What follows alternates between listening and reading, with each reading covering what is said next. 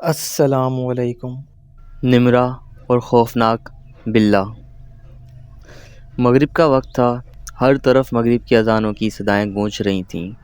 وہ ابھی نہا کر نکلی تھی اور مغرب کے وقت وہ کھلے بالوں کے لیے گیلری پر آ کھڑی ہوئی۔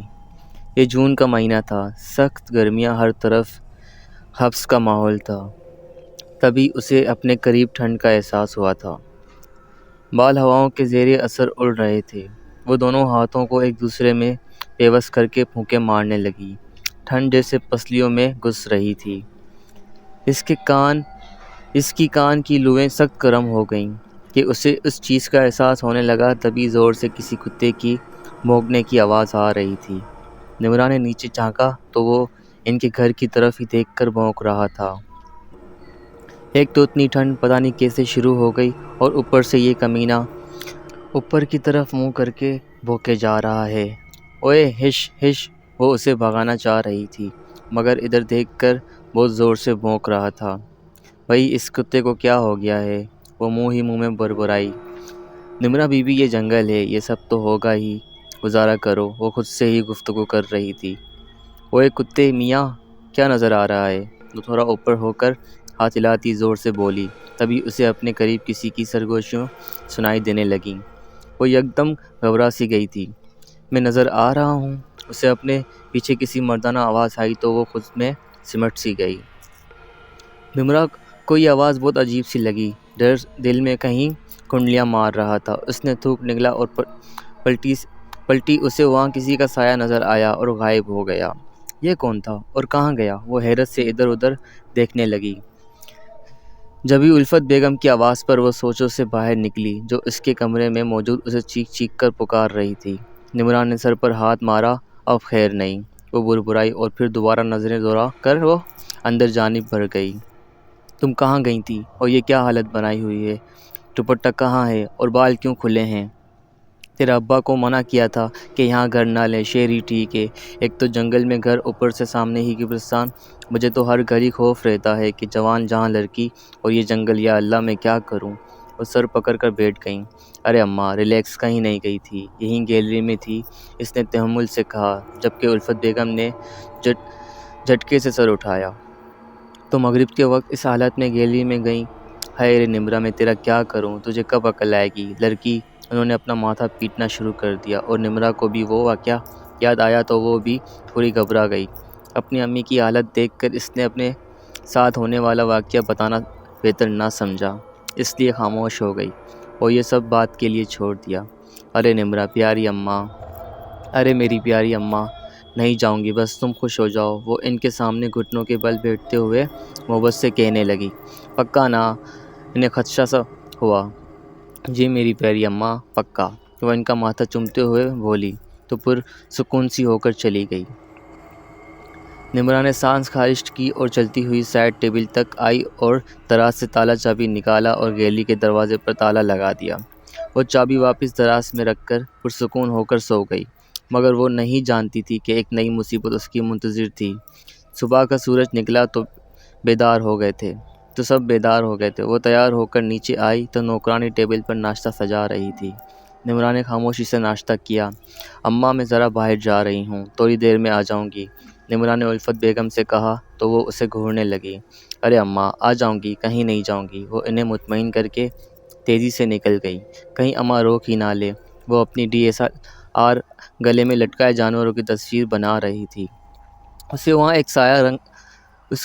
وہاں ایک سیاہ رنگ کا بلّہ نظر آیا جو درد سے کرا رہا تھا۔ نمرہ کو اسے دیکھ کر افسوس ہوا۔ اس نے پہلے اس کی 2-3 تصویر نکالی اور پھر اسے اٹھائے گھر کی جانب رواں ہو گئی۔ ابھی وہ گھر میں داخل ہوئی ہی تھی کہ سامنے ہی اماں لڑاکا عورتوں کی طرح کمر پر ہاتھ باندھے اس کی منتظر تھیں۔ اس نے نفی میں سر ہلایا اور گھر میں داخل ہوئی۔ اوئے یہ کس منحوس کالے بلے کو لے آئی ہے؟ وہ اسے ٹوکتی ہوئی بولی۔ بلے نے انہیں بری طرح گھورا تھا۔ ارے اماں، اسے چوٹ لگی ہے، ٹھیک ہو جائے تو اس سے واپس جنگل میں چھوڑ آؤں گی، وہ انہیں تفصیل سے آگاہ کرتی اوپر چلی گئی۔ یا اللہ، اس لڑکی کو ہدایت دے، نہ جانے کیوں میرے دل میں ہول اٹھ رہے ہیں، جیسے ضرور کچھ غلط ہونے والا ہے۔ نمرہ ایک خوبصورت اور جوان لڑکی تھی، جسے دیکھ کر سب کے منہ سے تعریفی کلمات ہی نکلتے تھے۔ اس لیے الفت بیگم پریشان رہتی تھی۔ اوپر سے اس کی مشکوک حرکتیں انہیں اور پریشانی میں مبتلا کرتی تھیں۔ نمرا کے ابو تو پولیس میں ہونے کی وجہ سے 2-3 دن تک گھر سے باہر رہتے تھے۔ وہ اس بلے کو لیے اپنے کمرے میں آ گئی اور اس کا بینڈیج کر کے اسے صوفے پر ڈال دیا۔ وہ بس اسے ہی دیکھا جا رہا تھا۔ بلا فوراً اٹھا اور گیلری پر پہنچ کر اچھلنے لگا۔ نمرا نے مسکرا کر اسے دیکھا اور دراز سے چابی نکال گیلری کے دروازے کھول دیا، اور حیرت کی بات اس کے دروازہ کھولنے کے بعد وہ وہاں سے ہٹ کر اس کے برابر سو گیا۔ اس کی حرکتیں جیسے کسی انسان کی طرح تھیں۔ وہ تھک سی گئی تھی، لیکن اپنا وہم سمجھ کر سر جھٹک دیا کہ ایک بلا کیا انسان ہوگا، مگر یہ بلا مجھ سے ڈر کیوں نہیں رہا۔ وہ سوچ میں پڑ گئی تھی، کہیں اماں کا شک صحیح تو نہیں۔ وہ پریشانی سے سوچنے لگی۔ اسے کچھ سمجھ نہ آ رہا تھا کہ یہ کیا ہو رہا ہے۔ میں کچھ زیادہ ہی سوچ رہی ہوں۔ وہ سر جھٹک کر رہ گئی۔ وہ لاؤنج میں بیٹھی تصویر دیکھ رہی تھی، تبھی اس کی آنکھیں پھٹی کی پھٹی رہ گئیں اور ہاتھ میں لرزش پیدا ہو گئی۔ یہ کیسے ہو سکتا ہے؟ وہ لڑکھڑاتی آواز میں بولی۔ دل زور زور سے دھڑکنے لگا۔ چہرے پر پسینے کی ننھی ننھی بوندیں نمایاں ہو گئیں۔ سب جانوروں کی تصویریں ٹھیک ٹھاک تھیں، مگر 2 تصویریں تھیں جو بالکل خالی تھیں۔ اس میں کوئی جانور نہ تھا۔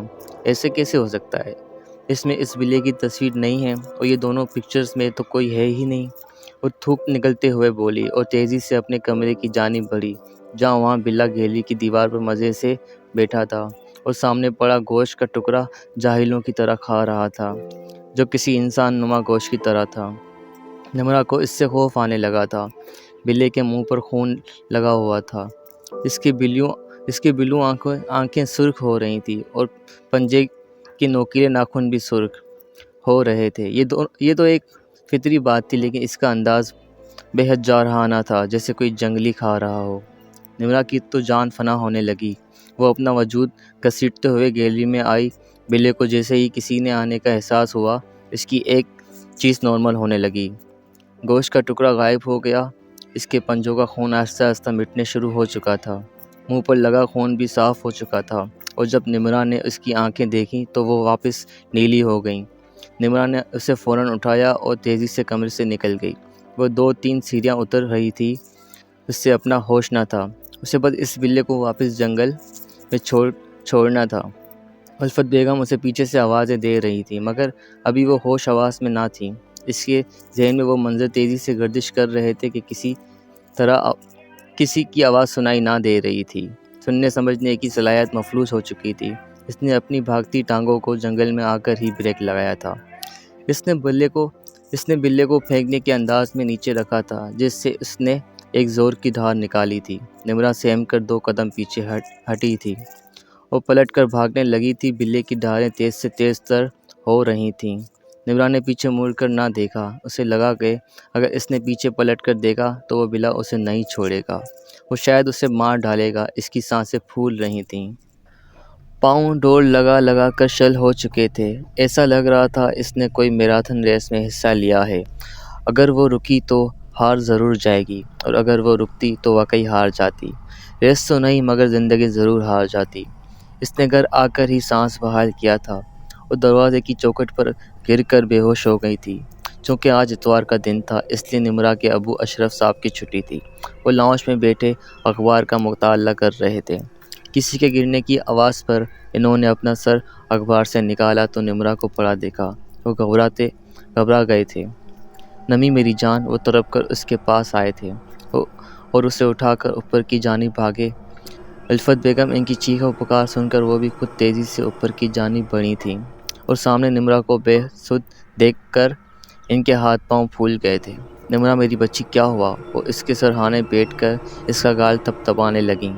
اشرف، کیا ہوا میری بچی کو؟ وہ رو رہی تھیں۔ میں نے ڈاکٹر کو کال کی ہے الفت، ہماری نمی کو کچھ نہیں ہوگا، وہ ان کے حوصلہ دیتے ہوئے بولے، حالانکہ وہ اپنی اکلوتی لگتے جگر کو دیکھ کر خود بھی ڈر گئے تھے۔ تھوڑی ہی دیر میں ڈاکٹر آ گیا تھا۔ کیا ہوا ڈاکٹر میری بچی کو؟ کچھ نہیں، ان کو ٹینشن کی وجہ سے نروس بریک ڈاؤن ہو گیا تھا، اور کوئی مسئلہ نہیں ہے۔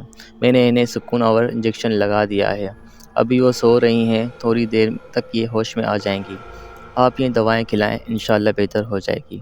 انہوں نے نسخہ ان کی طرف بڑھایا۔ شکریہ ڈاکٹر، آئے میں آپ کو باہر تک چھوڑ دوں۔ انہوں نے مسکرا کر نسخہ تھاما اور انہیں چھوڑنے باہر کی جانب آ گئے۔ وہ تھوڑا سا کسمسائی تھی۔ اس نے آہستہ آہستہ آنکھیں کھولی تھی اور اپنے اوپر اسی بلے کو جھکے دیکھ کر وہ چیخ کر اٹھ بیٹھی تھی۔ اس کا وجود تھر تھر کانپ رہا تھا۔ نمرا بچی کیا ہوا؟ الفت بیگم جن کی ابھی آنکھ لگی ہی تھی، اس کی چیخ پر وہ ہڑبڑا کر اٹھ بیٹھی۔ ممی یہ بلا وہ نمرا میری بچی کیا ہوا؟ الفت بیگم جن کی ابھی آنکھ ہی لگی تھی، اس کی چیخ پر وہ ہڑبڑا کر اٹھ بیٹھی۔ ممی یہ بلا وہ ہکلائی تھی۔ ارے یہ وہی بلا ہے جو تو لے کر آئی تھی، اب کیا ہوا؟ وہ اس بلے کو دیکھ کر ناگواری سے بولی۔ مگر اسے دفع کر، تو بتا تو ٹھیک ہے۔ انہوں نے اس کا پسینہ سے تر چہرے اپنی جانب موڑا تو نمرا نے سراسبات میں ہلا دیا۔ چل تو آرام کر، میں کچھ کھانے کے لیے لاتی ہوں تیرے لیے۔ وہ اس کا گال تھپتھپاتی اٹھ کر چلی گئیں۔ تبھی اذانوں کی آواز آنے لگی۔ نمرا نے سامنے لگی وال کلاک پر دیکھا تو وہاں مغرب کی اذان کا وقت ہو رہا تھا۔ اس کے دماغ میں جھماکا سا ہوا۔ وہ ہمیشہ مغرب کے وقت ہی دکھائی دیتا ہے۔ اگر یہ بلا کوئی اور ہوا تو اپنا سب کچھ بدلے گا، وہ سوچتی ہوئی بولی اور اپنے اوپر سے کمبل ہٹا کر وہ اٹھ کر کھڑی ہوئی۔ پاؤں میں چپل ارس کر وہ گیلری کے دروازہ دھکیلتی گیلری میں آ گئی۔ وہ واپس سامنے دیکھنے لگی۔ کتا آج بھی بھونک رہا تھا اور آج اسے اس کتے کے بھونکنے کا مفہوم سمجھ آیا تھا۔ اچانک اس کے جسم میں ٹھنڈ طاری ہونے لگی تھی۔ اسے اپنے قریب کسی کا احساس ہوا تو وہ بغیر دیر کیے پلٹی تھی۔ سامنے وہ بلا بیٹھا تھا۔ آج اس کا وہی روپ تھا جو اس دن تھا۔ سرخ ہوتی آنکھیں، خون سے لت پت منہ اور نوکیلے ناخن، پھر بھی خون تھا جس میں عجیب سی مہک آ رہی تھی۔ شاید وہ کسی انسان کا خون تھا۔ تبھی نمرا کی نظر سامنے لگی شیشے پر پڑی اور وہ ہکا بکا سی اپنے چہرے پر ہاتھ پھیرنے لگی۔ اس کے چہرے پر کسی چیز کے مارنے کے نشان تھے اور یہ خون نمرا کا ہی تھا۔ کون ہو تم اور کیا چاہتے ہو تم؟ وہ بمشکل بولی۔ بلے نے کوئی جواب نہ دیا۔ میں جانتی ہوں تم وہ بلے نہیں ہو، وہ چیخی تھی۔ تبھی وہ بلا گردن جھکا گیا اور یکدم وہاں دھند سی ہونے لگی۔ نمرا نے چہرے کے سامنے دونوں ہاتھ رکھ دیے۔ آہستہ آہستہ وہ دھند مٹتی گئی اور جب اس نے سامنے دیکھا تو اس کے اوسان خطا ہو گئے۔ وہ چیخنا چاہتی تھی مگر حلق میں ہی اس کی چیخ اٹک کر رہ گئی۔ وہ بہت ہی خطرناک، حد تک خوفناک شخص تھا اور شاید وہ اسی قبرستان کا تھا۔ میں بھی تمہاری طرح بہت خوبصورت تھا مگر تم جیسی ہی خوبصورت لڑکی نے مجھے دھوکہ دیا تھا۔ وہ اس نے قریب آیا تھا جب نمرا اسے 2 قدم پیچھے ہٹی تھی اور رینکنگ سے جا چپکی تھی۔ تب پھر وہ ہکلائی، تو پھر یہ کہ اب مجھے تم پسند آ گئی ہو اور اب میں تمہیں نہیں چھوڑ سکتا، اور اگر کسی نے تم پر نظر ڈالی تو میں اسے بھی ختم کر دوں گا۔ وہ سرگوشیاں انداز میں بولا اور اس کا گال تھپتھپایا۔ پلیز چھوڑ دو، میں نہ تمہارا کیا بگاڑا ہے، وہ منت کرتے ہوئے بولی اور ہکلائی۔ ارے ایسے کیسے؟ مجھے تم پسند آئی ہو اور مجھے جو پسند آتا ہے میں اس کا پیچھا نہیں چھوڑتا۔ اس کی آواز بھی اس کی طرح خطرناک تھی۔ نمرا کو اپنے ہاتھوں ٹھنڈے پڑتے محسوس ہوئے۔ اس نے زور سے آنکھیں میچ لیں اور اگلے ہی پل وہ جن اس کے اندر گھس گیا۔ نمرا کو سمجھ نہ آیا اور جب تک وہ کسی اور کے قبضے میں تھی۔ اب یہ میری ہے۔ وہ نمرا کے جسم میں موجود تھا اور کہکا لگا کر ہنسا تھا اور واپس چل کر بیڈ پر آ کر لیٹ گیا۔ اس نے اپنے بال پونی سے آزاد کر کے آگے کر لیے تھے۔ اس کی آنکھیں سفید ہو گئی تھیں مگر کسی کی آہٹ پر وہ بالکل نارمل سی ہو گئی۔ بیٹا یہ کھانا کھا لو۔ انہوں نے کھانے کی ٹرے اس کی جانب بڑھائی جیسے اس نے ڈانٹتے ہوئے پھینک دی۔ دفع ہو جا یہاں سے بڑھیا، اور دھارا تھا۔ الفت بیگم اس کے انداز پر حیرت کے سمندر میں غوطہ زان ہو گئی تھیں۔ یہ کیا کہہ رہی ہو نمرا؟ انہوں نے حیرت سے کہا۔ میں نے کہا دفع ہو جا، نہیں تو میں اس کو نقصان پہنچا دوں گا، سمجھی؟ وہ گڑرایا تھا اور الفت بیگم کو اس کا لہجہ کچھ سمجھ نہ آیا۔ انہوں نے آگے بڑھ کر اسے گلے لگا لیا۔ میری بچی یہ کیا حالت بنا رکھتی ہے؟ وہ نم لہجے میں بولی تھیں۔ اس جن نے انہیں دکھا دیا، اور دھکا اس زور کا تھا کہ وہ بیڈ سے نیچے گر گئی تھیں۔ انہیں کچھ گڑبڑ لگی۔ وہ بھاگتی ہوئی کمرے سے نکل گئیں اور لاؤنج میں آ کر ٹیلی فون میں کسی کا نمبر ڈائل کرنے لگیں۔ ہیلو اشرف صاحب، پلیز جلدی کر آ جائیں، وہ روتے ہوئے بولی اور کال کاٹ دی۔ تھوڑی ہی دیر میں اشرف صاحب آ گئے تھے۔ کیا ہوا بیگم؟ وہ پریشانی سے بولے۔ اشرف صاحب، مجھے نمرہ ٹھیک نہیں لگ رہی، آپ میرے ساتھ چلیں، وہ گھبراتی ہوئی بولی اور انہیں کھینچتی ہوئی اوپر لے گئیں۔ یہ دیکھ لیں۔ انہوں نے سامنے دیکھا تو سب کچھ ٹھیک تھا اور نمرہ سکون سے سو رہی تھی۔ یہ دیکھ کر الفت بیگم کی آنکھیں حیرت سے پھول گئیں۔ یہاں تو کچھ نہیں ہے بیگم، وہ حیرت سے بولے۔ میرا یقین کریں اشرف صاحب، نمرہ ابھی ٹھیک نہیں تھی۔ وہ روتے ہوئے بولی۔ بیگم، آپ کا وہم ہوگا، آپ کو لگتا ہے نمرہ کی زیادہ ہی فکر ہو گئی ہے، اس لیے آپ ایسا کہہ رہی ہیں۔ وہ انہیں دلاسا دیتے ہوئے باہر نکلے۔ آپ میری بات کا یقین تو کریں، وہ تعصب سے بولیں۔ اچھا آپ ایک کام کریں، کسی مولوی کو بلوا لیں، بس میرا وہم دور کر دیں، وہ حل پیش کرتے ہوئے بولی۔ انہیں بھی ٹھیک لگا۔ ٹھیک ہے بیگم، ابھی آپ سو جائیں، ہم صبح دیکھتے ہیں، وہ انہیں تسلی دیتے ہوئے کمرے میں لے گئے۔ وہ سمجھ تو چکے تھے گڑبڑ ہے، کیونکہ الفت بیگم کو اتنا برا وہم نہیں ہو سکتا۔ وہ پوری رات ان کی آنکھوں میں کٹی تھی۔ صبح سویرے ہی وہ اپنے جاننے والے مولوی کو لے آئے اور جیسے ہی انہیں لے کر آئے وہ گھر میں قدم رکھنے سے پہلے ہی رک گئے۔ یہاں کوئی غیر مخلوق ہے، وہ پورے گھر کو دیکھتے ہی بولے۔ جی مولوی صاحب، تبھی تو میں آپ کو لے کر آیا ہوں، پلیز آپ اسے یہاں سے دور لے جائیں، اور محنت کرتے ہوئے بولے۔ انہوں نے ایک پتوں کی لڑی پر کچھ پڑا اور اشرف صاحب کی جانب بڑھایا۔ یہ یہاں دروازے کے بیچ میں باندھ دو، اس سے وہ مخلوق باہر نہیں جا پائے گی۔ وہ سنجیدگی سے بول کر اندر کی جانب بڑھ گئے اور اشرف صاحب نے وہ ان کے کہنے کے مطابق باندھ دی۔ کہاں ہے تمہاری بیٹی؟ اوپر کمرے میں۔ صبح میں کمرے سے عجیب سی آوازیں آ رہی تھیں، اس لیے میں نے دروازہ بند کر دیا ہے، کہیں وہ باہر نہ نکل جائے، وہ سب بتاتے ہوئے بولے۔ کہاں ہے اس کا کمرہ؟ وہ تسبیح کے دانے گراتے ہوئے بولے۔ آئے میں آپ کو لے چلوں، انہوں نے قدم آگے بڑھاتے ہوئے کہا۔ نہیں، تم مجھے بتاؤ، تمہارا جانا ٹھیک نہیں ہوگا، وہ ہاتھ کے اشارے سے اسے روکتے ہوئے بولے۔ وہ انہیں کمرے تک لے گئے اور خود باہر کھڑے ہو گئے۔ دروازہ کھلا دیکھ کر وہ پریشان ہو گئے۔ بچے، تم نے تو کہا کہ تم نے دروازہ بند رکھا تھا، وہ پیشانی پر بل ڈال کر بولے۔ جی میں نے بند کر دیا تھا، وہ الجھ کر بولے۔ کہیں میری بیوی نے تو؟ یکدم ان کے ذہن میں جھماکا سا ہوا۔ اگر ایسا ہے تو یہ ٹھیک نہیں ہے، اسے میرے آنے کا علم ہو گیا ہوگا، تمہاری بیوی کا خطرہ ہے۔ انہوں نے دروازہ کھولا تو الفت بیگم اوپر کو اٹھی ہوئی تھی اور ہاتھ پیر مار رہی تھی۔ اشرف، مجھے بچائیں، وہ گلے پر ہاتھ رکھے گر گرا رہی تھیں۔ بابا یہ کیا ہے؟ وہ پریشان سے ہو گئے۔ انہوں نے کچھ پڑھا تو وہ نیچے کو آ گئیں۔ نمرہ کہاں ہے الفت؟ اشرف صاحب نے پوچھا تو انہوں نے گیلری کی طرف اشارہ کیا۔ وہ سب گیلری کی جانب بڑھے۔ جو گیلری کی دیوار پر بیٹھا گوشت کی کچی بوٹیاں چبا رہا تھا، وہ بھی کسی انسان کا گوشت تھا۔ مولوی صاحب نے انہیں ہاتھ کے اشارے سے پیچھے رہنے کو کہا اور گیلری کے دروازے بند کر دیا۔ گیلری کا دروازہ بند ہونے پر اس نے اپنے شگل سے ہاتھ روکا اور کھا جانے والی نظروں سے مولوی صاحب کو گھورا۔ اوئے تو یہاں کیا کر رہا ہے؟ چلا جا یہاں سے، نہیں تو میں یہاں سے کود جاؤں گا اور یہ لڑکی مر جائے گی، وہ اپنی مردانہ آواز میں بولا۔ مولوی صاحب آنکھیں بند کر کے کسی چیز کا ورد کرنے میں مشغول تھے۔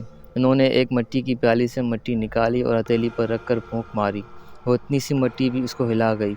وہ چیخنے لگا۔ آپ لوگ جلدی سے رسی کا بندوبست کریں، انہوں نے ہدایت دی اور دوبارہ آنکھیں بند کر لیں۔ ان کے لب پھڑپھڑا رہے تھے اور مٹی وہ اس کی جانب پھونک رہے تھے۔ وہ گرا کر زمین بوس ہو گیا۔ تب تک اشرف صاحب رسی لے آئے۔ اسے اٹھا کر انہوں نے بیڈ پر لٹایا اور اس کے ہاتھ پاؤں بیڈ سے باندھ دیے۔ وہ یہ سب اپنے لگتے جگر کے ساتھ نہیں کرنا چاہتے تھے مگر مجبور تھے، انہیں اپنی بیٹی کی جان عزیز تھی۔ وہ مذمت کر رہا تھا مگر کامیاب نہ ہو پا رہا تھا۔ چھوڑو مجھے، چھوڑو، نہیں تو کوئی زندہ نہیں بچے گا، کوئی نہیں، وہ اپنی پوری جان لگا رہا تھا مگر مولوی نے ایک گھیرا بنا دیا۔ بیڈ کے گرد اگر وہ رسی کھول بھی دیتا تو اس کی جگہ سے باہر نہ جا سکتا۔ اچانک اس کے خطرناک آثار نرم پڑ گئے اور نمرہ کی رونے کی آواز ابھری۔ امی مجھے کھولیں امی، ڈر لگ رہا ہے، وہ تڑپ کر بولی۔ میری بچی، وہ بھی ایک ماں تھی۔ اپنی بیٹی کی طرف کی آواز سن کر وہ آگے بڑھیں اور کھولنے ہی لگیں۔ رکو بیٹی، یہ غلطی مت کرنا، وہ تمہیں بھٹکا رہا ہے، وہ اسے روکتے ہوئے بولے تو اس نے غصے سے ہنکارا بڑھا اور الفت بیگم کو اپنی غلطی کا احساس ہوا اور وہ دو قدم پیچھے ہٹی اور رخ پھیر کر کھڑی ہو گئیں، کیونکہ کیوں اس لڑکی کے پیچھے پڑا ہے؟ چھوڑ دے، وہ تجھے کیا دے گی، چھوڑ دے اسے، وہ اسے سمجھاتے ہوئے بولے۔ اس نے کہکا لگایا، مجھے یہ اچھی لگی، تم لوگ جو کچھ بھی کر لو میں اسے نہیں چھوڑوں گا۔ ایک لڑکی نے مجھے دھوکہ دیا اور میں اسے اپنا بدلہ پورا کروں گا۔ تجھے اس معصوم بچی کو چھوڑنا ہی ہوگا۔ مولوی صاحب کے لب پھڑپھڑا رہے تھے اور وہ درد سے تڑپ رہا تھا، اور چند پل بعد اس کا جسم جھٹکے کھا کر ڈھیلا پڑ چکا تھا، اور پھر مولوی صاحب نے آنکھیں کھول لی تھیں۔ اس کے گلے میں یہ تعویذ باندھ دو۔ انہوں نے تعویذ اشرف صاحب کے ہاتھ میں پکڑایا۔ وہ جیسے ہی اس کی جانب تعویذ پہنانے کے لیے بڑھا،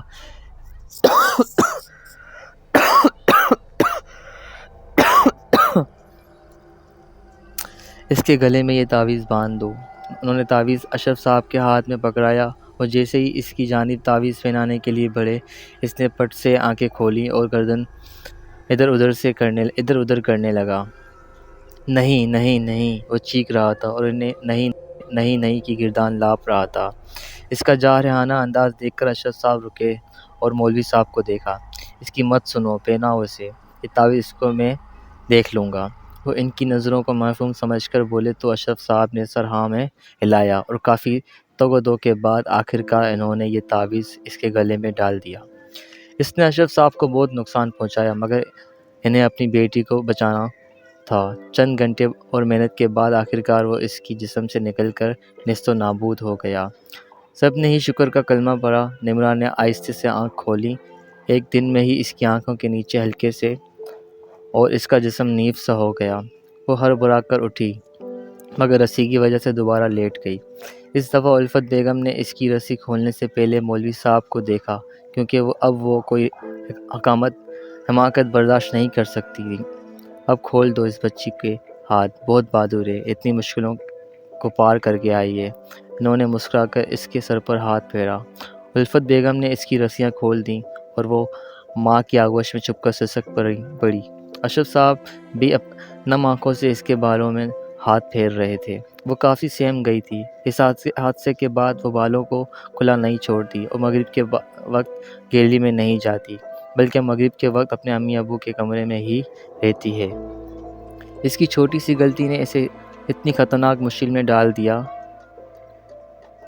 اب وہ تھوڑی تھوڑی سنبھل رہی تھی۔ انہوں نے گھر تبدیل کر لیا، اس لیے آج وہ باہر نکلی تھی۔ گھومتے ہوئے اسے آدھے سفید اور آدھے سیاہ رنگ کا بلے نظر آیا۔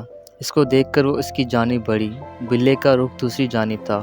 نمرا نے اسے اٹھا کر اس کا رخ جیسے ہی اپنی جانب کیا، وہ چیخ پڑی اور بلے کو نیچے پھینک دیا۔ وہ گیا نہیں، وہ بربراتی ہوئی وہاں سے بھاگ گئی اور پھر کبھی اس جگہ کا رخ نہ کیا۔